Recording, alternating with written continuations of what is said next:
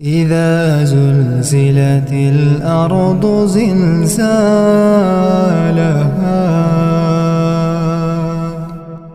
وأخرجت الأرض أثقالها وقال الإنسان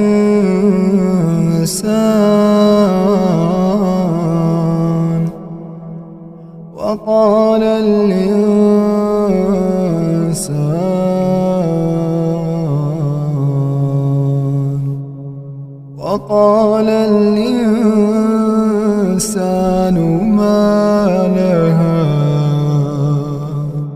يومئذ تحدث أخبارها بأن ربك أوحى لها يومئذ يصدر الناس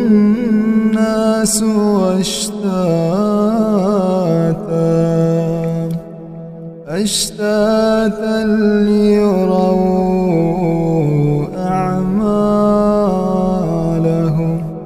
فمن يعمل مثقال ذرة